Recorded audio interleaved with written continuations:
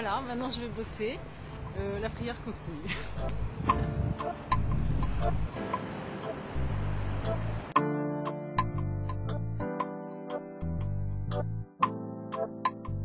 Vers l'âge de 20 ans, je me suis vraiment posé cette question de me dire, bon, qu'est-ce que je fais de ma vie, où est-ce que je vais? Soit je vis, je profite à fond de tout ce qu'il y a sur Terre, de tout, voilà, sans règles, sans rien. Soit je cherche à comprendre si ma vie a un sens, qui m'a créé, où est-ce que je vais,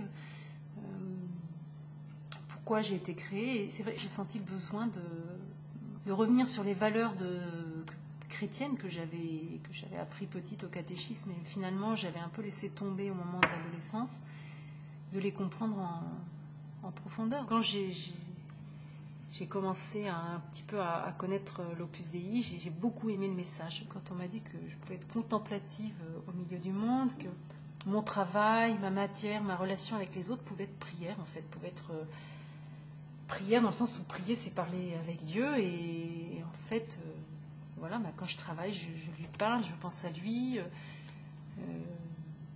Il est là, en fait, il est présent, enfin, comme une personne amoureuse peut faire quelque chose et penser à la personne qu'elle aime. Ça m'a beaucoup plu, ce côté très quotidien, très normal, et puis presque invisible, en fait. Enfin, les autres ne savent pas. Enfin, apparemment, quand j'ai découvert ça, rien n'a changé extérieurement, et en même temps, tout a changé intérieurement. C'est là que j'ai choisi de vivre le célibat apostolique. Donc, finalement, de rester célibataire, pour pouvoir être totalement disponible au service de Dieu, mais dans l'Opus Dei. La sanctification du travail, ça m'a plu, parce que il fallait pas s'éloigner du monde, il fallait pas s'isoler sur une montagne, dans sa tour d'ivoire, pour pouvoir trouver Dieu, mais voilà, on peut trouver Dieu dans la rue, dans la foule. Bon, Dieu me demandait d'être disponible pour lui, et voilà, j'étais heureuse de lui dire oui. Plus le temps passe, plus je suis une femme comblée. Je regrette rien déjà. C'est encore mieux que ce que je pouvais imaginer. Dans les gens qui nous entourent.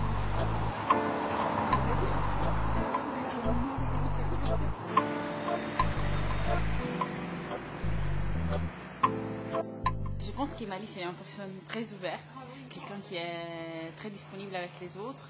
Et le fait qu'elle soit en numéraire de l'Opus Dei, c'est un plus dans notre amitié, parce qu'en fait, elle vit cette vocation de numéraire, et c'est vraiment une vocation qui dédie la vie à aider les gens à trouver le sens de leur vie.